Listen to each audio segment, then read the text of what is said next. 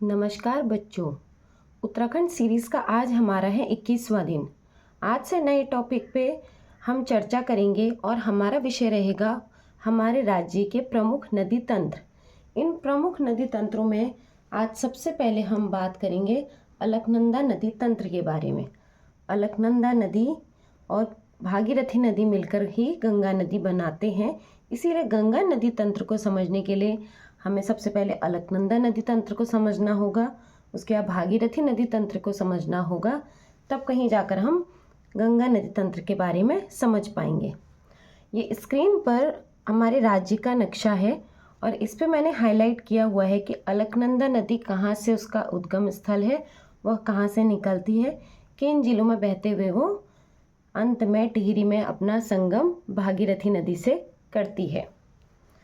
आगे मैं चर्चा करूंगी हमारे अलकनंदा नदी के प्रमुख तटों के बारे में, घाटों के बारे में और सबसे ज़्यादा इम्पोर्टेंट हमारे पंच प्रयागों के बारे में, क्योंकि हमारे पंच प्रयाग अलकनंदा नदी तंत्र पर ही मिलते हैं।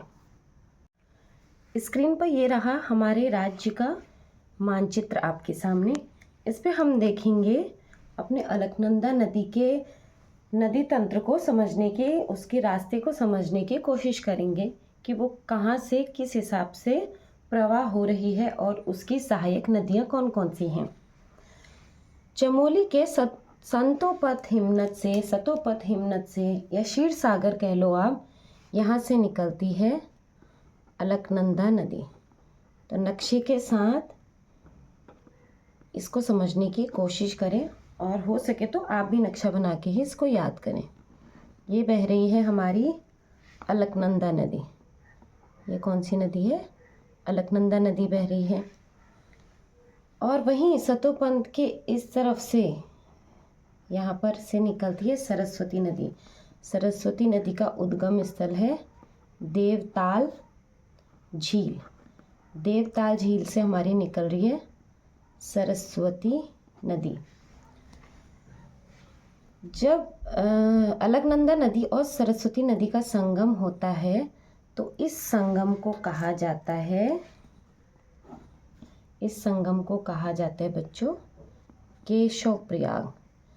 ये पंच प्रयागों में से एक नहीं है, इसे आप कहीं पंच प्रयाग समझने की भूल ना करें।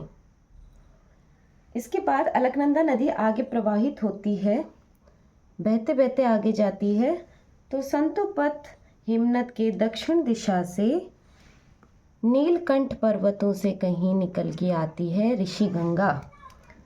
यहाँ से आ रही है, ये हम लिख देंगे यहाँ पे नीलकंठ पर्वत श्रेणी से। ये नीलकंठ पर्वत के बारे में लिखा। यहाँ से आती है ऋषि गंगा और ये मिलते हैं बद्रीनाथ धाम के आसपास। ठीक है।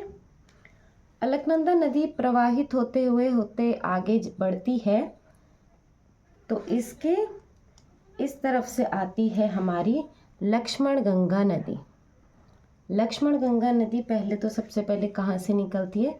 ये निकलती है हेमकुंड ग्लेशियर से। ये समूह गौ की परीक्षा में पूछा हुआ प्रश्न है।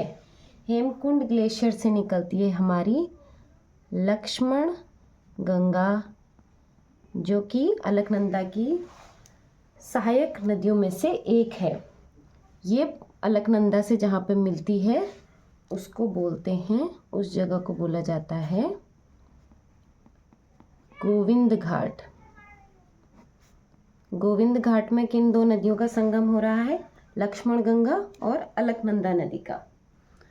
यहाँ से आगे बढ़ेंगे तो गंगा नदी प्रवाहित होती होती आगे पहुँचती है और यहाँ पर इससे मिलती है पश्चिमी धौली गंगा। इधर से कहीं निकलती है पश्चिमी धौली गंगा।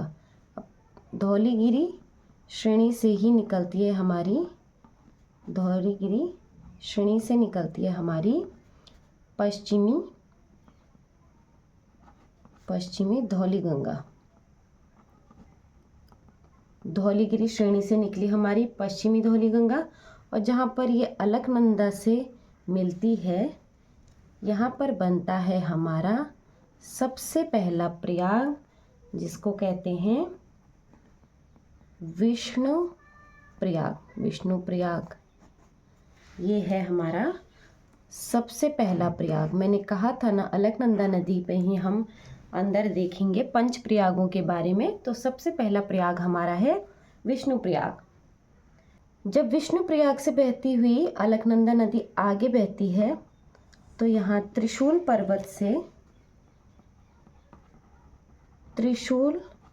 पर्वत से निकलने वाली नंदाकिनी नदी अलकनंदा से मिलती है और यहाँ पर बनता है हमारा क्या, दूसरा प्रयाग, जिसको कहते हैं नंद प्रयाग। ये हमारा हो गया दूसरा प्रयाग, विष्णु प्रयाग, नंद प्रयाग। अब अलकनंदा नदी जब यहाँ से आगे बहती है तो ये यहाँ पर मिलती है पिंडर नदी से। और पिंडर नदी हमारी कहाँ से निकलती है, ये बागेश्वर के पिंडारी ग्लेशियर से निकलती है। बागेश्वर के पिंडारी ग्लेशियर से निकलती है पिंडर नदी। और पिंडर नदी जब अलकनंदा नदी से मिलती है तो बनता है वहाँ पे हमारा तीसरा प्रयाग, जिसका नाम है, क्या है इसका नाम, कर्ण प्रयाग। इसको कहते हैं कर्ण प्रयाग। ये हमारे हो गए 3 प्रयाग, विष्णु प्रयाग, नंद प्रयाग और कर्ण प्रयाग। अलकनंदा कर्ण प्रयाग पे मिलने के बाद हमारी बहती है रुद्रप्रयाग में। बहती बहती कहाँ चली गई हमारी अलकनंदा नदी, रुद्रप्रयाग में। रुद्रप्रयाग में हमारी ऊपर केदारनाथ के पास से कहीं से आ रही है कौन सी नदी, केदारनाथ के समीप हम कहेंगे इसको चौराबाड़ी ताल कहेंगे। परीक्षा में पूछा गया है, मंदाकिनी नदी निकलती है चौराबाड़ी ताल या मंदराचल रैणी से निकलती है मंदाकिनी नदी। यहाँ पे रुद्रप्रयाग में अलकनंदा नदी मिलती है मंदाकिनी नदी से और यहाँ पर हमारा चौथा प्रयाग बनता है, जिसको कहते हैं रुद्रप्रयाग। ये हमारा बना चौथा प्रयाग, रुद्रप्रयाग। सबसे पहला विष्णु प्रयाग, दूसरा नंद प्रयाग, तीसरा कर्ण प्रयाग और चौथा रुद्रप्रयाग। यहीं रुद्रप्रयाग से बहती बहती ये पहुंचती है पौड़ी और टिहरी के बीच बॉर्डर बनाते हुए हमारी बहती है अलकनंदा नदी। यहाँ पर कहीं ये उत्तरकाशी से बहती है हमारी भागीरथी नदी। यहाँ पर से आ रही है हमारी भागीरथी नदी हमारी गोमुख से आ रही है। गोमुख ग्लेशियर से हमारी निकलती है भागीरथी नदी और अलकनंदा नदी तो सतोपंथ हिमनद से निकलती है। ये दोनों यहाँ पर जहाँ पर इसका संगम होता है वहीं पर हमारा पंच प्रयाग बनता है, सबसे आखिरी देव प्रयाग। यहीं पर हमारा क्या बना, यहीं पर हमारा 5वां प्रयाग बना देव प्रयाग। सबसे पहला विष्णु प्रयाग, दूसरा नंद प्रयाग, तीसरा कर्ण प्रयाग, चौथा रुद्र प्रयाग और 5वां देव प्रयाग। और देव प्रयाग पर ही हमारी अलकनंदा नदी का सफ़र ख़त्म होता है। देव प्रयाग से आगे अलकनंदा और भागीरथी मिलकर गंगा नदी बनाती है और देव प्रयाग के आगे से ये गंगा के नाम से जानी जाती है। तो हमारी अलकनंदा नदी ने संतोपत हिमनद से देव प्रयाग तक का जो सफ़र तय किया वो किया 195 किलोमीटर का। तो अलकनंदा नदी की लंबाई पूछी जाएगी तो 195 किलोमीटर। अब एक दृष्टि में देख लेते हैं स्थल जहाँ जहाँ से नदियाँ निकली।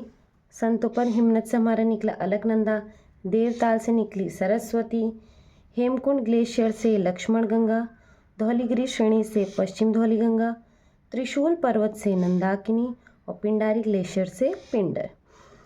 इस तरफ रुद्रप्रयाग की तरफ चलेंगे तो यहाँ चौराबाड़ी ताल से हमारी निकली मंदाकिनी और यहाँ गोमुख से हमारी निकली भागीरथी।